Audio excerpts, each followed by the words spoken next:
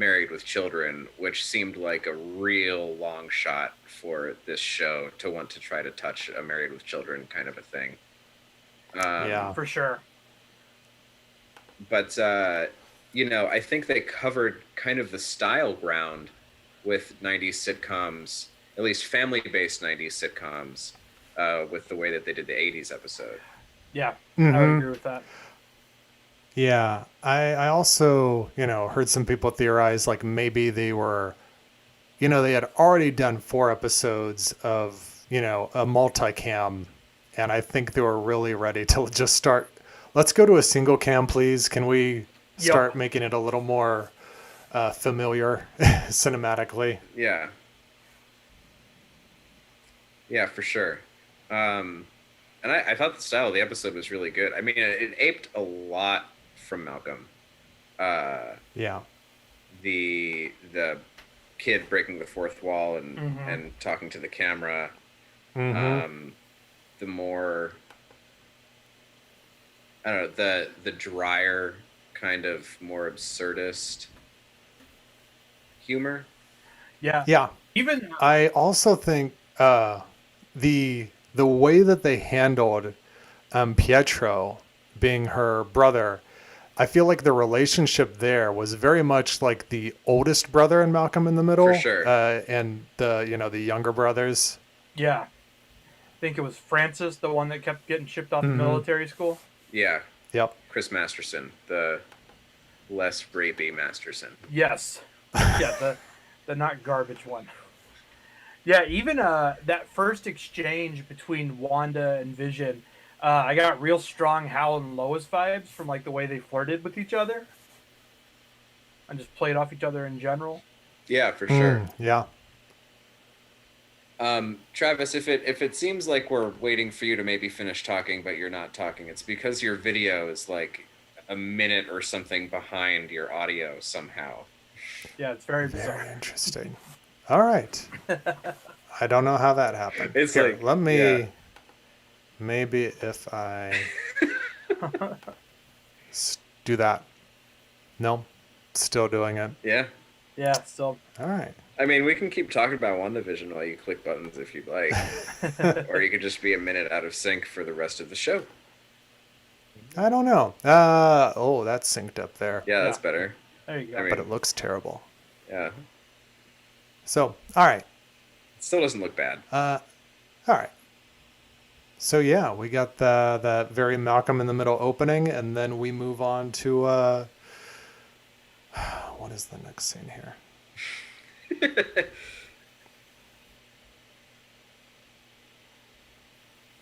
Well, I mean, even in that opening scene, there's like, I love, uh, like the show is like more open about the darkness now, which I like am so into. Yeah. Well, like, well, first of all, there's Wanda in her comic book costume, which just looks like actually fantastic, and it's funny because it is what like, if you look at superhero TV superhero stuff from the '90s, it looked like that. Like Yeah. I'm talking like The Tick. the Tick. There was the Fox TV movie of Generation X, Oh, which was like a big woof, but I watched a lot. There was also this unaired Justice League pilot from 1997 where the costumes looked like that kind of cheesy. That was correctly not picked up to go to series.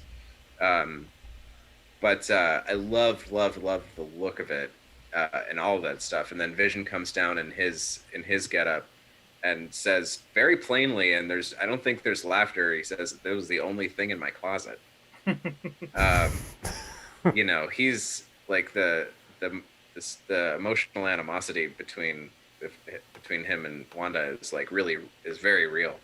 And before the call, we were just chatting, and I was saying I rewatched Endgame and Infinity yesterday, but wasn't really paying attention very much to them because I'm not like super emotionally invested in those movies.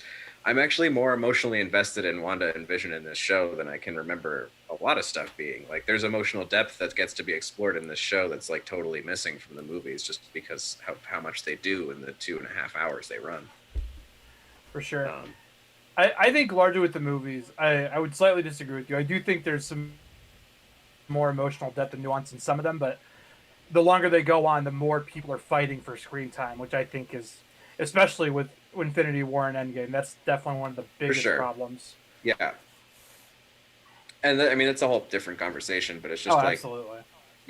for me, and that's a huge leap actually, because as I was rewatching those movies, I was like, oh yeah, I'm reminded why wasn't excited about this show until like the fourth episode of this show. Mhm.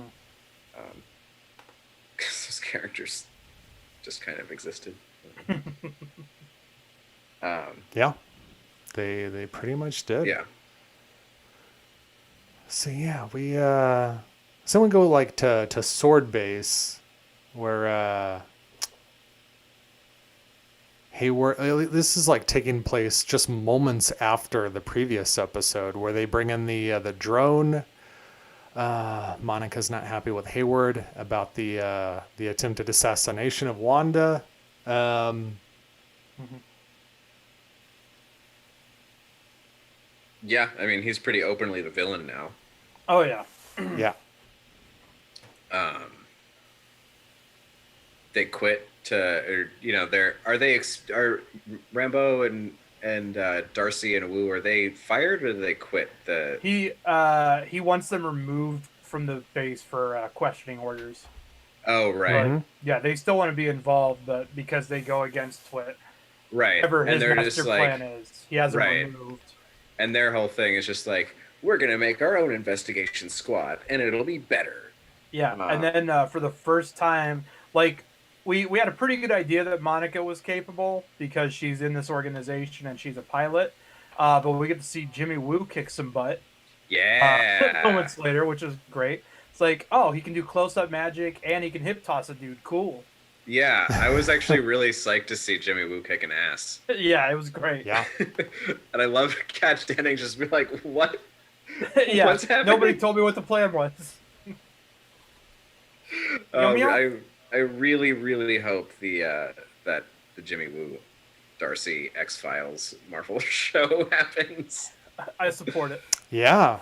It'd be real interesting now with whatever is going to change with her Yeah, after the end of this episode. yeah, for sure. Yeah. Um, yeah, So yeah, the and then back in WandaVision land, they're all getting ready to go out for Halloween night. Mhm. Oh, another like Malcolm in the Middle thing where they cut to Pietro and Wanda as kids trick or treating. Oh yeah, the oh cutaway. And Yeah. like inside war torn Sokovia where you can hear gunshots in the background Mhm. and the graffiti and there's everything. like a bombed out car behind them. Yep. Yep. Uh, and I don't know if you guys noticed, and I didn't really put this together until I looked on the internet afterward, but they're kind of dressed like Black Widow and Nick Fury. Mhm. Mm-hmm. Um, yeah, like that's like the kind of thing that's the show's doing now that I'm like really digging, because like that is super dark. That is like a really like dark thing. Like people are dying. They're in this war torn thing, and they're like maybe having this Halloween fantasy or something, and Yeah. it's just in Even there in the as a cutaway previous, joke with a laugh track. It's great. yeah, even in the previous episode where they were showing all the pictures of the characters as they're growing up, Mhm. like we got baby Vision and stuff. We also get pictures of Wanda, as a kid and a teenager, and she seems like she's posing and having a good time with these photos. But if you look in the background, it's that exact same stuff going on. Oh, interesting. I should go Yeah, back which and is look again at that. very dark. So yeah, Pietro takes the boys out and gives them a fun time where he's, showing them how he's a speedster and they're stealing candy and smashing pumpkins. Uh, and then Wanda finds out from Herb that Vision is not joining the neighborhood watch like he said he would. So Mhm. he's not joining with the trick or treating for reasons unknown. Yeah. And this seems interesting too, because Herb also asks like, "Do you need anything changed?" Yeah. Mm-hmm. Yeah. And so it does seem like Herb has some autonomy here. Maybe not a ton, but is like somehow apart, seemingly like Agnes is a bit apart. Yeah. Um, Based on that scene in episode 3 of Yeah. them both by the fence, yeah, it felt like they were on the same page. yeah. Um, so I'm actually really interested to see where the Herb aspect goes because I'm clueless about the Herb aspect. Mm-hmm. Yeah. Unless it's Mephisto, because I think everything that isn't really totally solved yet in this show, the internet has decided is Mephisto. Yeah, I mean Pietro is definitely Mephisto, right? Definitely. Seems to be the way Mephisto. they're leaning. So then we get Vision. He's wandering around in a like an abandoned. Well, before he gets to the cul-de-sac, he's just kind of like going through Westview. He's getting further and further away from Wanda, and it seems that the further away he gets from her, the less autonomy people have. Yeah. So he sees like a woman trying to hang up clothing, and she's like stuck in a loop, and then you see the tear come down her face. Yeah. Yeah. Like, yes, I'm very in for this stuff. Because, like, again, in like the Yeah. Marvel films, you're not gonna get like we have like what, maybe a good 4 minutes of screen time, 5 minutes of screen time of just Vision exploring and seeing these people and like the kind of silent horror that's happening. It's like a significant chunk of screen time if it was in a movie. Like, but we have this TV show time, which is like, yeah, I'm really into how the show is playing up those moments that like they actually couldn't with an abbreviated runtime. Yeah.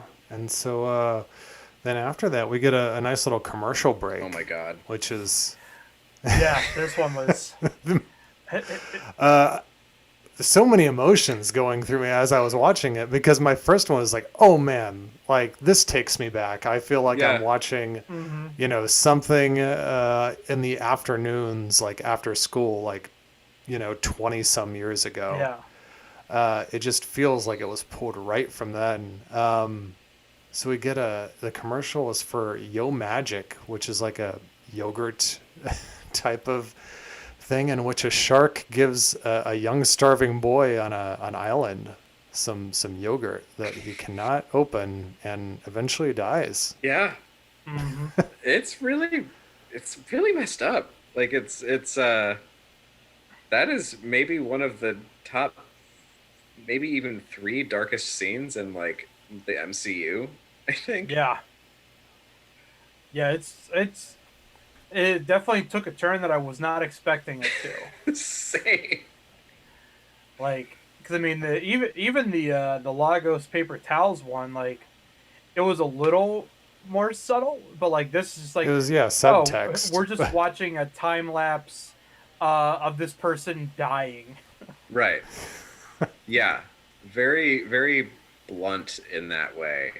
And like struggling to get the thing that'll keep him alive the whole time.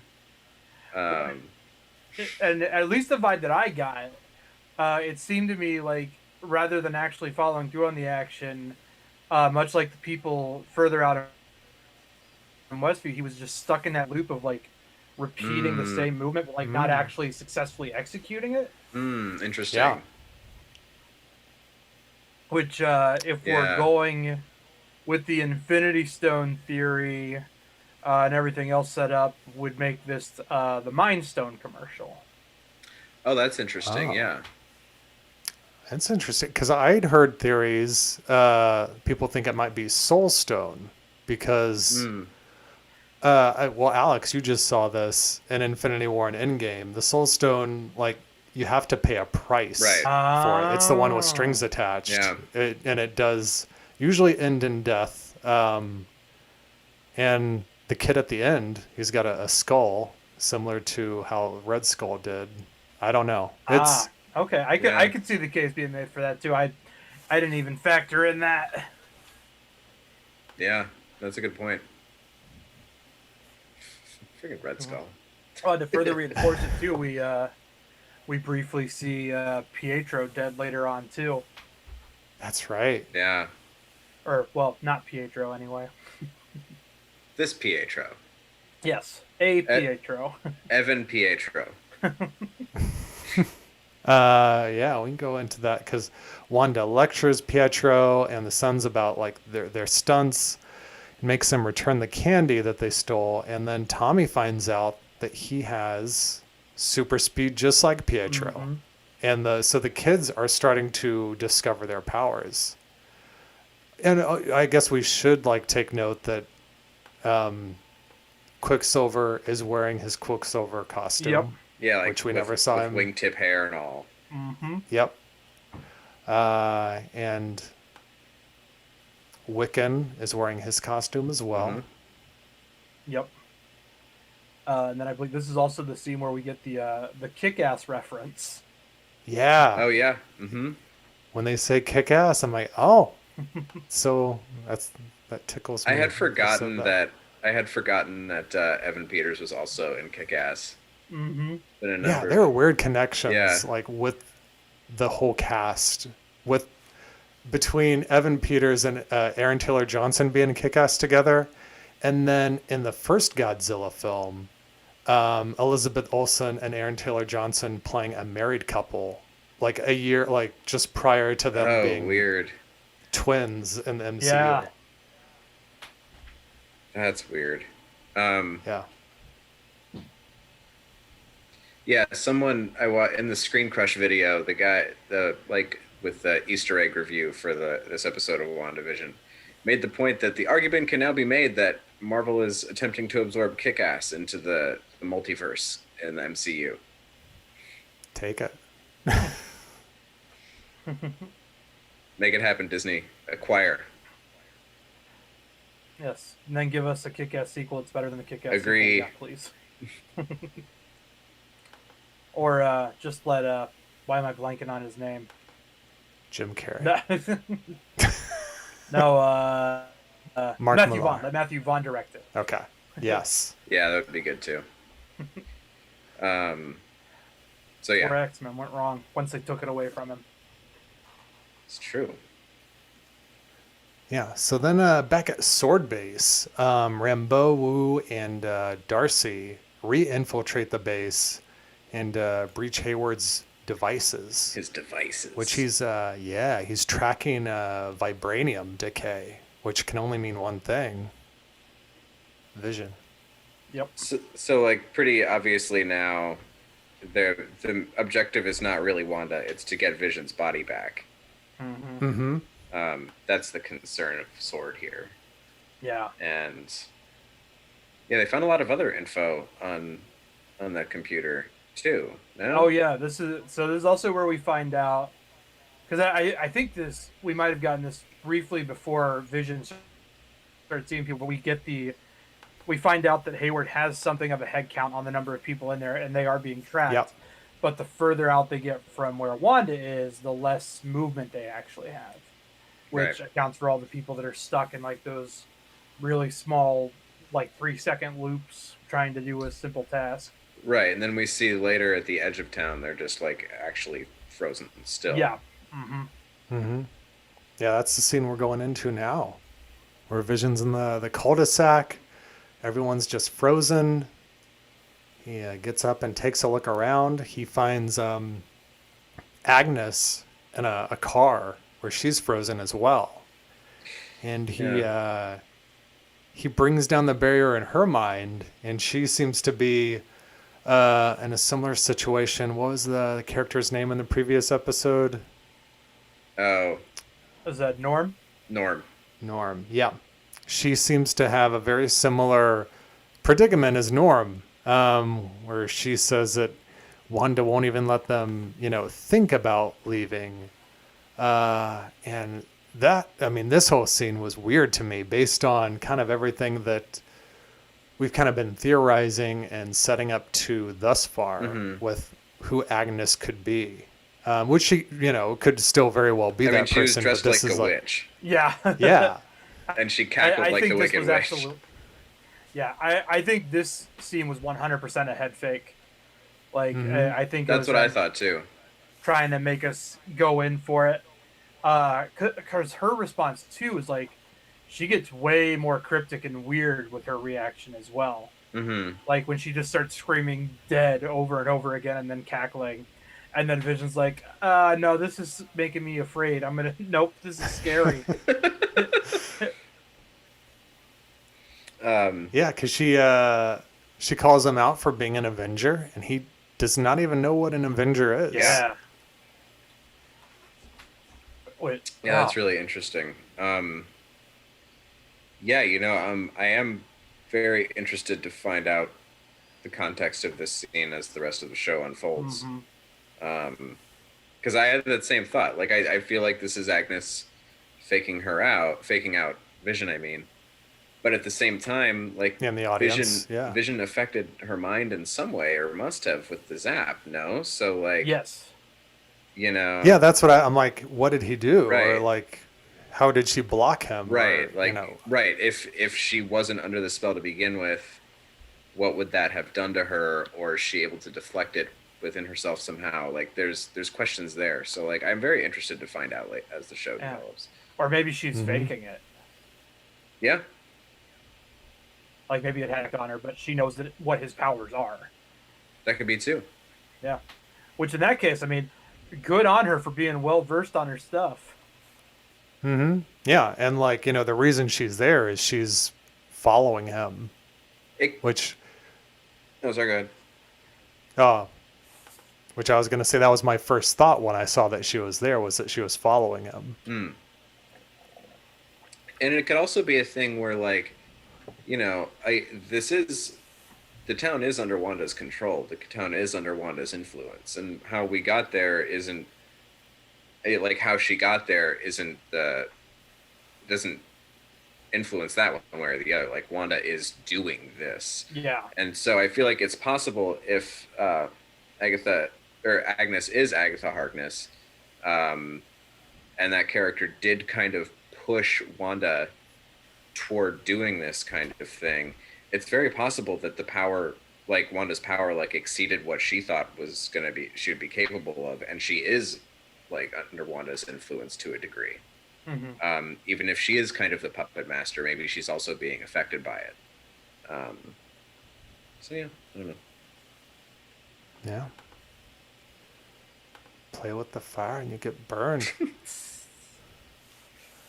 So where do we go from there? Then, yeah, Vision decides to just walk out into the field. Mm-hmm. It's like, I'm going for it. Right. He sees that there's the barrier. Well, it's also around this time that that Wanda's having the whole conversation with Pietro. Like, we're having a direct conversation about why doesn't he look like Pietro, and where he came from. And they pretty openly talk about the fact that she's controlling everything. Yeah. He's like, I'm not even mad. I'm impressed. Yeah, he's very okay with it. That's literally what he said. I think the question of accents comes up again too, but like he deflects it right back at her. Right. Yeah, they don't answer it. They just each ask each other the question. Right. Yeah. Oh, and then we get that horrifying moment again where she turns and sees a bullet-riddled, pale corpse Pietro for a second. Mm-hmm. Which is very similar to how, when she saw Vision's corpse. Exactly. Which with that, I'm like, that's literally Vision's corpse there. But with this, I'm like, that can't be, that's not Aaron Taylor Johnson. Right. So who is this? Yeah. What is this? What's going on? Yeah, so clearly someone else is manipulating her perceptions here and there. Mm-hmm. Yeah. So, yeah, the question is this really Pietro? Is this somebody that she can trust? Is this Mephisto? Is this Mephisto controlling somebody? All the questions. I would be we don't so know. surprised if they bring Mephisto into the MCU, just because it's such a big concept. Mm-hmm. It absolutely, and like part of me is hoping that Mephisto is another mislead, because there's so much stuff tied to that like we haven't really been introduced to at all. Mm-hmm. And again, I still really don't think we can get Mephisto without Ghost Rider first, because that's Right. kind of the biggest connection to MCU stuff, at least initiates it. Um, yeah, I was like gonna say, it just seems too Dustin, obvious. for the uninitiated, can you tell us a bit about who Mephisto is? Is essentially he's the devil or an equivalent Hmm. thereof, who basically makes deals with Faustian bargains with characters.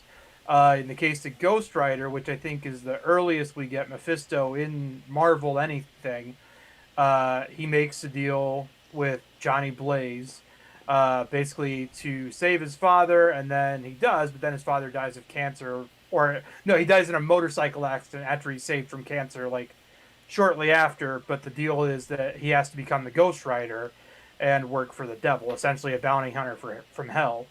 Hmm. Like Reaper, if the dude from Reaper's head was a flaming skull, basically. And there's been other times when Mephisto's popped up in other characters, some really stupid ones. Mephisto has been at some of my least favorite Marvel happenings. The main one being when Aunt May dies, and Peter Parker and Mary Jane make a deal to bring her back, but the condition is they have to basically have never met and undo their entire relationship and their marriage and all the years they knew each other.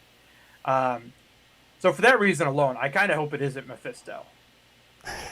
Sure. Yeah. So Mephisto is Pedro Pascal in Wonder Woman 84. Yes, Mephisto is Wonder Woman 84. Oh everyone my. renounces their wish in the final episode of WandaVision. Mephisto is the Snyder Cut. Oh my. Release the fucking Snyder Cut, baby! Oh boy. Oh my god. I realized it had been way too long that I had not put that sound in the soundboard. So There we go. Well, you can lift "We Live in a Society" directly out of Jared Leto's yeah. mouth. Please don't. Well, it's gonna happen now. WandaVision. Where we? Oh yeah, we. There was something else I feel like that happened in that Wanda and Pietro scene that I'm forgetting about that I wanted to comment on, but maybe not. The one where they're at whatever thing at the town square. Yeah, when they're having the heart to heart. Oh, there's some interesting stuff happening in the background. The theater is playing The Incredibles and The Parent Trap, Good double feature. which Disparate years. yeah, yes. So you got The Incredibles, which is pretty obvious. It's about a superhero family, which is what we're seeing on screen now, Family of four. and The Parent Trap is about two people switching identities and pretending to be somebody they're not and infiltrating each other's lives. Twins switching identities. Yes. Mm-hmm. So is that playing at Pietro is not really who he seems? Is that somebody else? You just don't know. With all these things we talk about, you don't know if it's red herrings. Kevin Feige has said that there are red herrings throughout this series. Oh, yeah. So you don't know which one is real. So we have to talk about all of them. Yeah. Yeah. And- I think the only thing at this point we can absolutely conclusively say, and even then, like there's a shred of doubt, but a smaller shred of doubt than anything else, is that Pietro is definitely not Pietro. Like I feel like that's the only thing we can confidently say. Like if we're gonna lay down money on it, that's the one thing. Interesting. Yeah. Because he's incredibly and I think a scene after this one, he says a really terrible thing to her as well about Vision.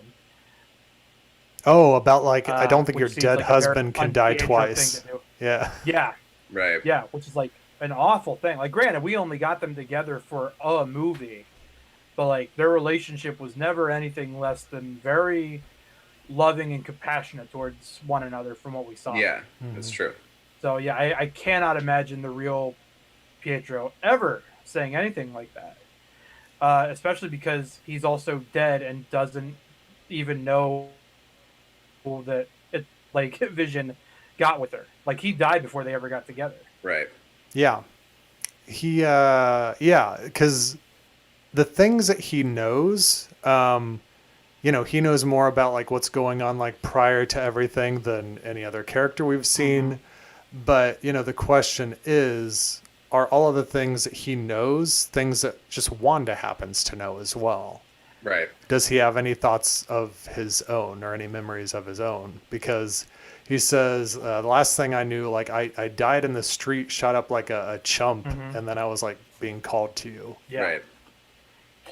Right. Something I didn't catch, but I saw people talking about, and I went back to rewatch in one of the opening scene when the twins break the fourth wall. He actually he reacts to that. He looks at them and basically acknowledges like that they're doing that, while Wanda and Vision are like completely oblivious to it, which kind of Well, that's interesting. And that weird thing where he's like listening to them talk to, pretending to be asleep on the couch, is also very suspect. Yeah. Interesting.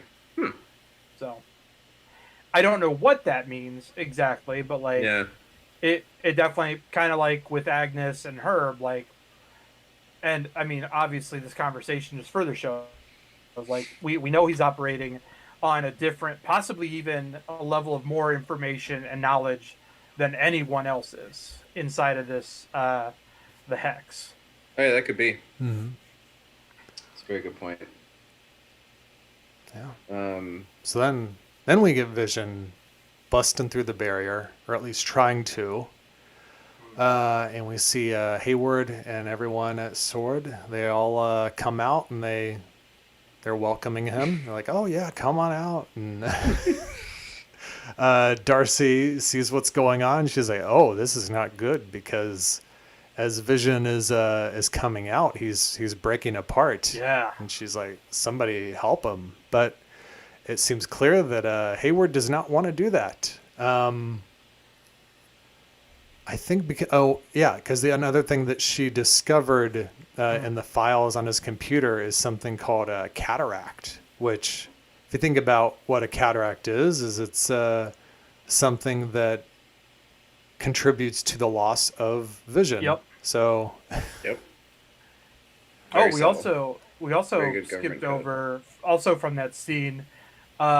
She finds out that Monica's blood has been reconfigured from the 2 times that she's gone through the Hex.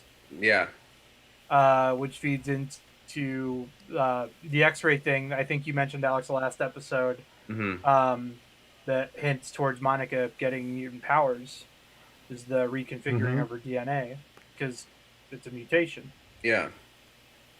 As well as anybody else who's potentially in that town. Right? Yeah. And also during the scuffle of Vision trying to escape, Darcy gets handcuffed to a Jeep. Yes. It's like right at the edge of the bubble. Yeah. So then Wanda, the boys tell Wanda, like, that they can hear Dad, like, calling out for help. And she realizes what's going on, and she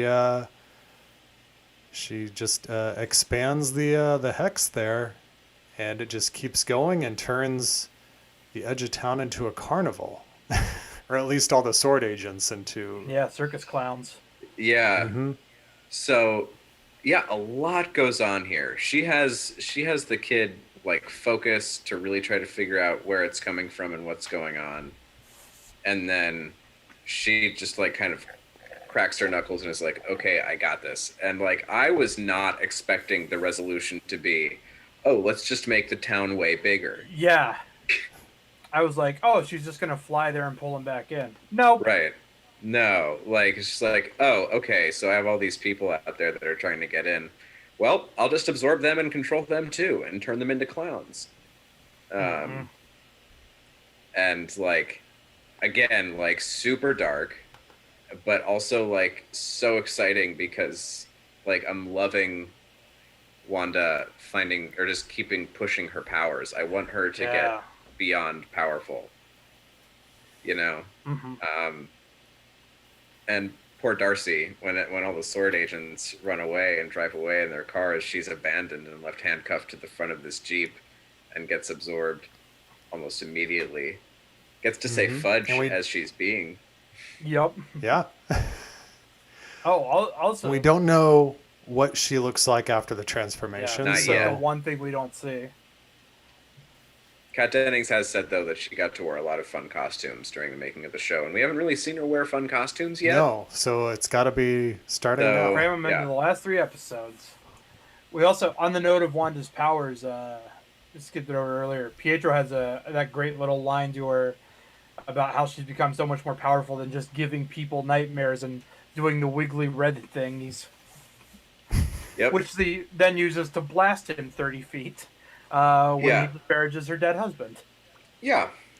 And, that's another thing. Like, I think that's another reason why I didn't like her really in Infinity War or Endgame, because I think it maybe by the time Infinity War rolled around, I can't remember, but I had read House of M before watching one or both of those movies, and then had this knowledge of like how powerful Wanda's character actually was, and to see her like being able to like barely survive fighting Thanos one-on-one, when I'm like, but you could just like snap your fingers and like explode his brain, right? Like, couldn't you do that? Yeah, so I'm just, I mean, there's a similar thing with Ant-Man. People were theorizing he was going to go up Thanos' butt and blow him up. Why wouldn't that have worked? I think that physically would have done the job. Yep. I mean, he used it to lift the rubble of the compound off of War Machine and Rocket. Yeah. Maybe he'll do it when he fights Kang in the next Ant-Man or whatever they're thinking. I think they're setting Kang up. Oh, that's right. Oh, man. Yeah, that is Kang. Oh, man. I love how now the movies, like, they did all the safe kind of stuff and got us safely prepared for the weird stuff, and now they only have weird stuff left to track in. Mm-hmm. Better get invested in multiverses, people. Get ready for aliens and weird creatures and stuff that barely makes sense, because we're just really putting comic books on the screens now, people. Well, they've got a mix of that, plus now they've got characters that they should have been able to introduce a while ago that they're like, oh, now we can introduce these people, like the Fantastic Four. Which, again, this episode, we get Monica, again, teasing this friend of hers that is going to help her get back into the Hex. Oh, yeah. Right. Which we don't know who it's going to be. The popular theory is that it's Reed Richards. I cannot imagine them actually introducing Reed Richards in this show, so I don't know. Yeah. And they haven't even talked about Silver Surfer and Galactus as far as getting into the real weird stuff. Yeah, that's what I'm saying. Like, as soon as we get Galactus in on all this, it's just like, yeah, man, sell the public on Galactus, and we're good. Yeah. Hey, so what's the villain in this one do? Is it a heist? Is he just going to try and snap humanity out of his? Oh no, he eats planets. You mean that cloud guy from the other movie? Just whole ass planets for breakfast, lunch, and dinner. Oh no, how are we gonna beat him? Get Squirrel Girl. Then they'll have to like seriously deal with Watchers in the MCU too, and like. Well, they've already introduced him. I know, so... but then they have to make him real. Then they have to like make us care about them.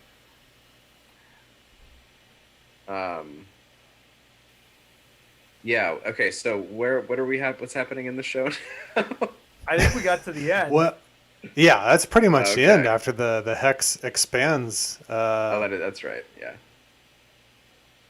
So we got 3 left, and internet rumblings suggest that we have about 3 hours of content left. Mm-hmm. Oh yeah, 'cause the last 3 episodes are long.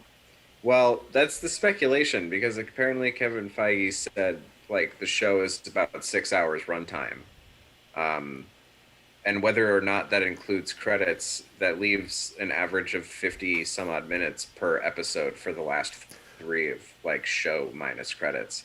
Yeah. So the show credit, I mean, if you look at the the I know timeline, it's awful. you're like, wow, this is a longer episode, and then it ends, and you're like, oh wow, there's a lot of There's credits. like it's I 7 guess. minutes Oh. of credits or something. Yeah, it's insane. Well, because they do so many of them in like other languages too. I know.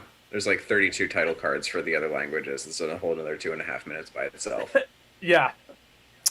Yeah, but there's also theories about a secret 10th episode that would like drop between when this show should end and Falcon and Winter Soldier starts, but that doesn't make any sense to me. Why? That makes zero sense. Yeah, like why not just say that's a 10 episode series instead of like, yeah, I don't. Yeah.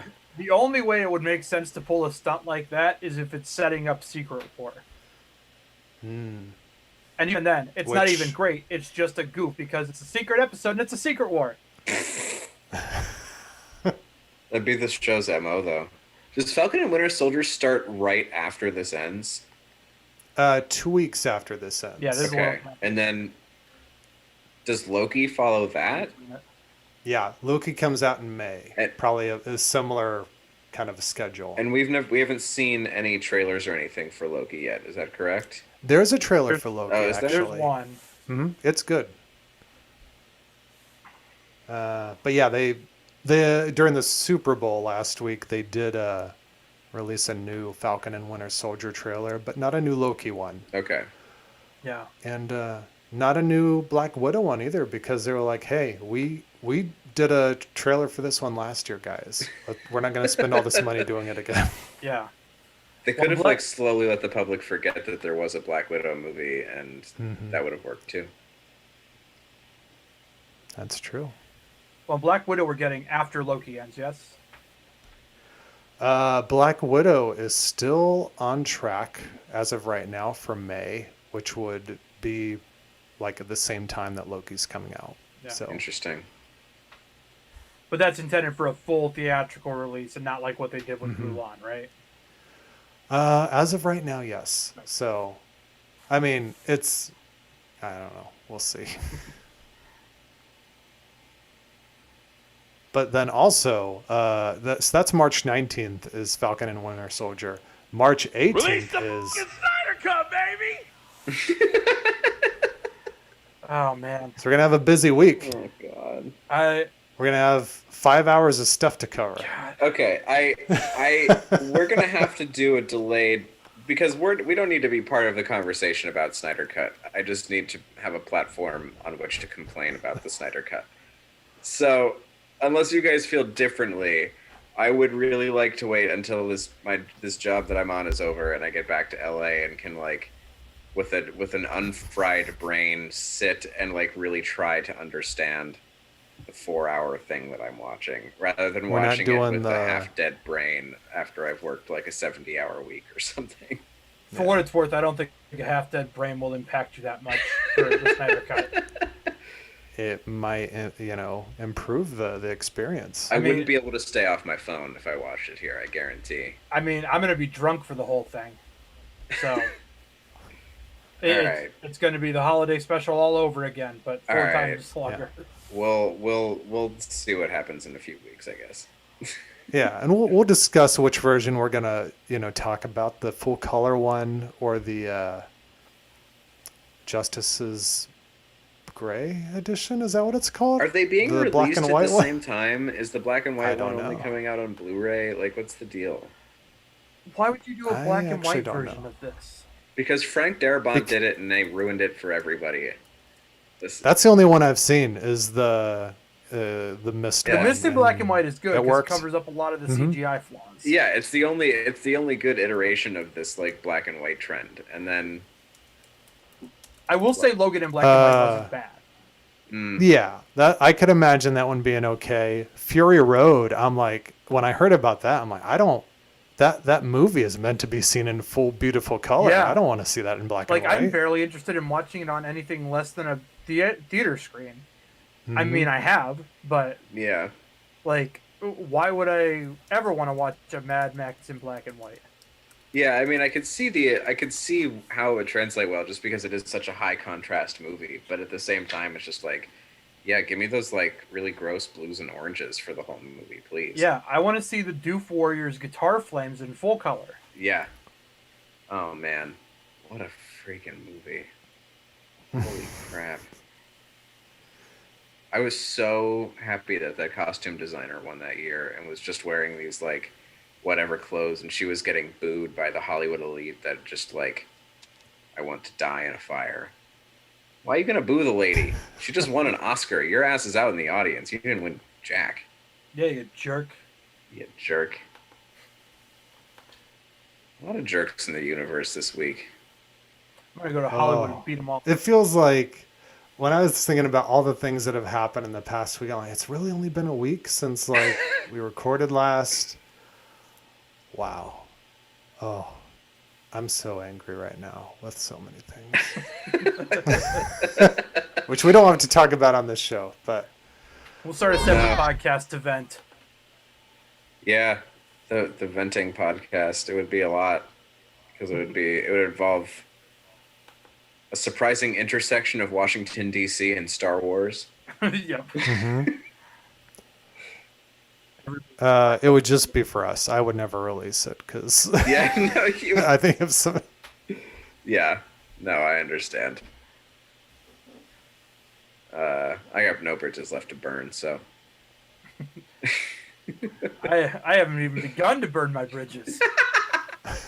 which is great because you've been going scorched earth for like 10 years. Right? I keep dropping all these Dustin hot takes, and then include- it's like, oh right, all the people who believe the opposite of me, I already cut out of my life because they suck. Yeah, exactly.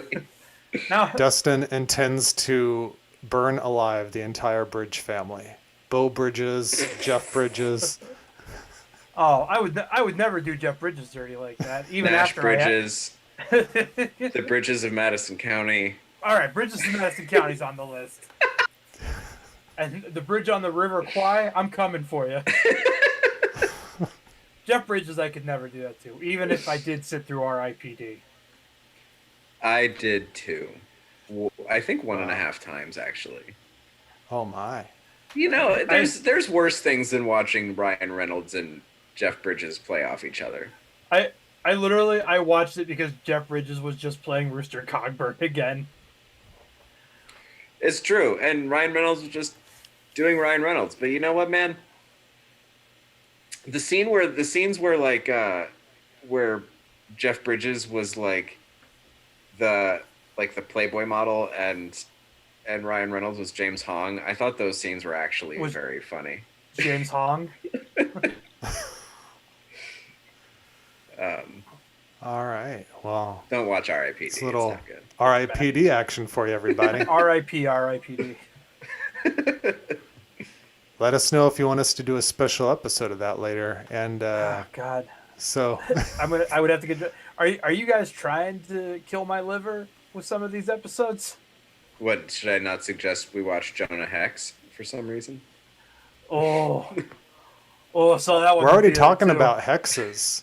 Just got to expand it. Oh man, yeah. There's the connection. Yep. Oh Oh boy. God, Jonah All right. Hex. Oh. Oh.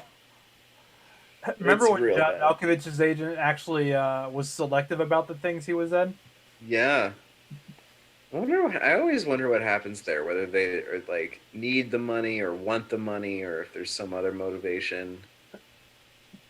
Johnny Like, Malks need a new yacht.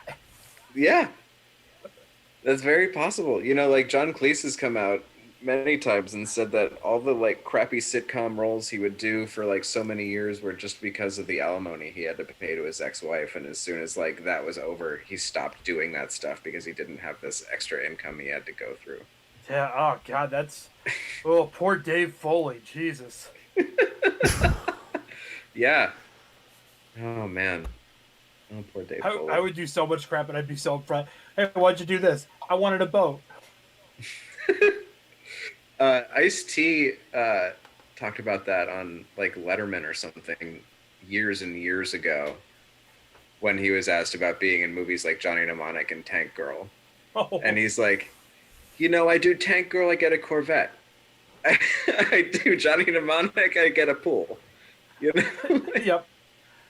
Ice-T wrote Cop Killer. He can do whatever he wants. Yeah. And I was just like, yeah, Ice-T, you sell the fuck out. You get everything you want. Yeah, until he does like something like, you know, terrible to another person, Ice-T can do whatever he wants and I won't care. Yeah. Sorry, this is a podcast about WandaVision. I was gonna but say, we ended WandaVision, talking everybody. about the episode like pretty quickly, so I'm just like, whatever, we have time. Yeah. So next week we're going to be talking WandaVision episode 7, which could be the last one of the TV era. We'll see. Yeah. Yeah. That's what word on the street is. So in the meantime, Alex, where can people find more of your work on the internet? Twitter and Instagram at Alex Brunel. Does it say it right there? I can't see. It probably says it right there. Yeah, it's right below you. It's the one. There you go. Yep, I put the right one there. Cool. And Dustin, how about yourself? DustinMeadowsComedy.com, at Dustin Meadows on Instagram and Twitter, and streaming Tuesdays and Fridays at 8 p.m. Eastern Standard Time on twitch.tv/Dustin Meadows. Awesome. And you can find the show itself on Facebook and YouTube and Twitch, where we stream every week talking about something good. And we can also be found at whowatchespodcast@gmail.com. Please subscribe and leave reviews wherever you get your podcasts. And until next week, piss off, you ghosts. Piss off, ghost!